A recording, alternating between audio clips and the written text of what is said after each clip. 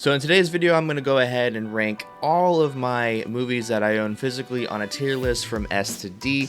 And you might be asking yourself, why would you have to rank the movies that you own? Wouldn't you only buy good movies or movies that you really like? And yes, you would think so, but I've amassed this collection. I know it's quite small, but I've amassed it over the period of a couple years, and my taste has changed. And there are certain movies in here that I'm looking at right now that I don't really like anymore. So without further ado, let's go ahead and start with the first movie on this list, which is going to be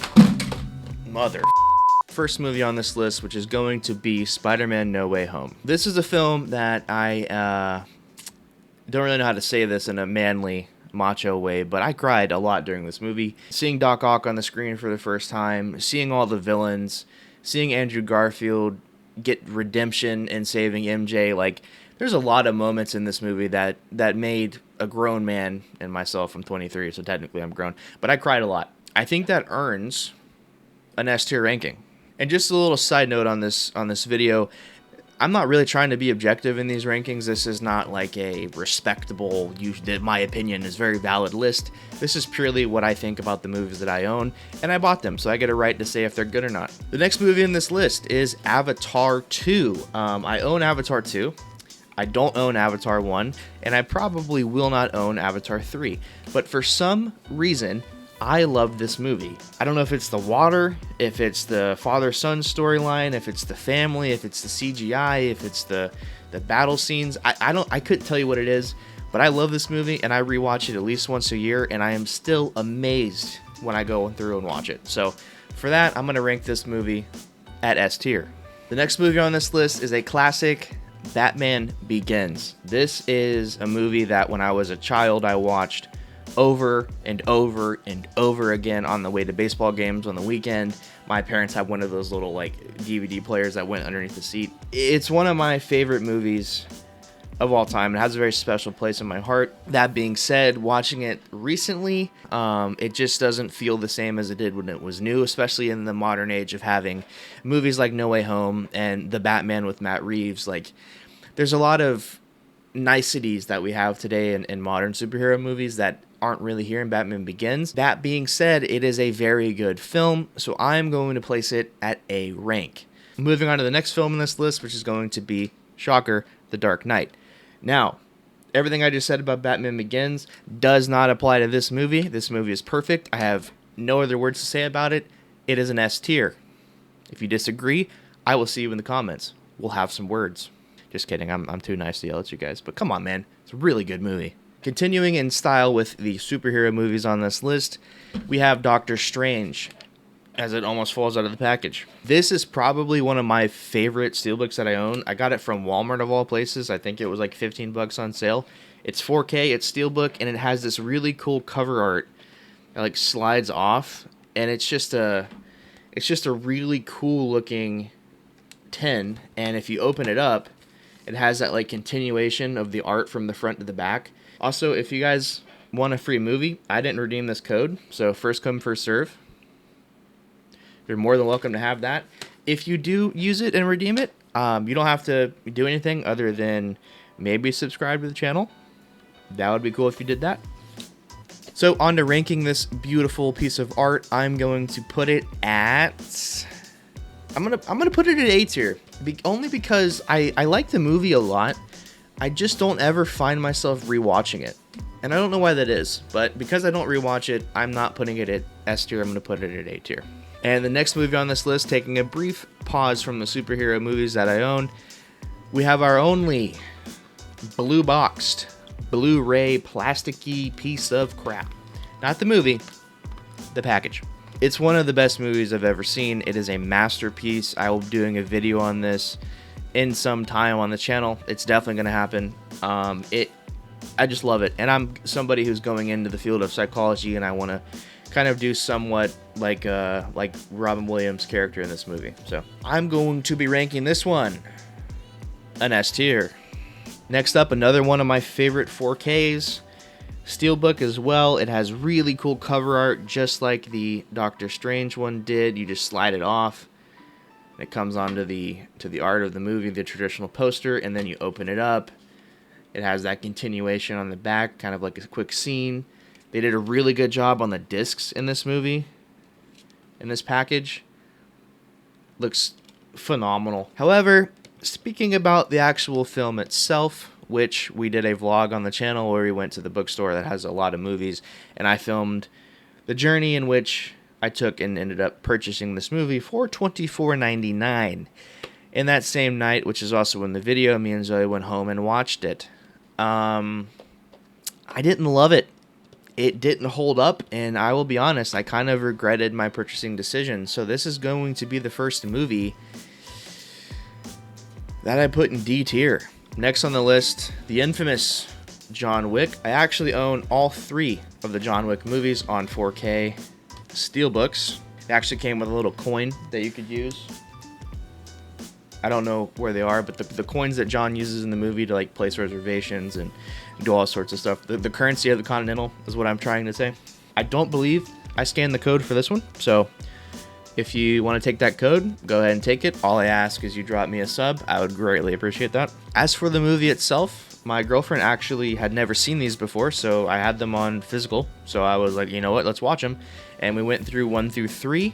And I got to admit, the first one was pretty slow for me, and I didn't like the end fight. A movie that usually would be S tier for me, I'm taking it down to A tier. And don't worry, because that score is going to be saved by John Wick 2, which it stays at S tier. I've thoroughly enjoyed watching this movie. In my opinion, it's better than the first. It's more of a concise, let's just get right into the action movie, what the franchise would eventually become, and I liked it a lot. And then lastly, rounding out the trilogy, John Wick 3. I mean, just look at the art on that. Beautiful. This one for me has my favorite scene in the entirety of the franchise, and that is the scene in which he goes into the like antique gun store that's closed down, disassembles the entire gun while everybody's like trying to find him, gets everything clean, makes sure it's in working order, and then clears out an entire room of people with guns, with knives. Hands down, some of the best action in the entire franchise. It earns an S tier for me as well. Next up, Bullet Train. I rewatch it at least once a year. I laugh my ass off. My girlfriend watched it. She doesn't like comedies. She thought this was hilarious. She really enjoyed it. And arguably one of my favorite performances Brad Pitt has ever given. So, for that, Bullet Train, you get an S tier. Now, next up, we have the reboot of the Star Trek franchise.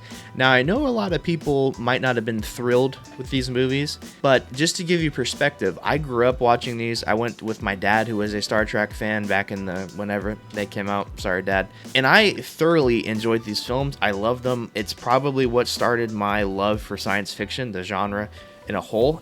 I don't know, man. I know they're probably not the best movies of all time, but for me, it's at least an A tier. Next up, we have Star Trek Beyond, continuing out the series. To be completely honest, I don't fully remember the plot of this movie, and because of that, I'm going to put it at C tier. And lastly, rounding out this trilogy, we have Star Trek Into Darkness. My favorite movie in the series. I think Benedict Cumberbatch as Khan, and then the fight that he has with Spock at the end of the film on that hyper train, whatever it was, phenomenal. I loved it. Star Trek Into Darkness, for me, gets a S tier. Now, on to the most probably divisive movie in this entire list, and that's going to be The Flash. As you can see, I'm holding the 4K Steelbook. And you might be asking yourself, why would you buy the Steelbook for a movie that arguably is terrible? Well, I'm a Flash fan, and I enjoyed the movie for what it was. Now, don't worry, I'm not going to give it an S tier. I'm not even going to give it an A tier. But I am going to give it a B tier. And I know putting that above Star Trek and Hitman's Bodyguard, you're probably going to be like, what? Why? Are you okay? The answer is yes, I'm okay. I'm just a fan. And sometimes fandom can be quite blinding. And moving on to the last batch of movies, we have a A24 film titled You Hurt My Feelings, which is a stealthy little Blu-ray. I keep it in its sleeve. It's a little sleeve of shame. This is a movie that I went and saw on a rainy day. I had nothing going on, and it just connected with me. I really, really enjoyed it, and I hesitate to even give it a little bit of credit for my decision in switching from engineering to psychology at UCF. That being said, there was a rainy day not too long ago before I moved, and I put this movie in and watched it, and it just didn't do it for me. The magic, whatever happened in the theater when I watched it for the first time, it just wasn't there.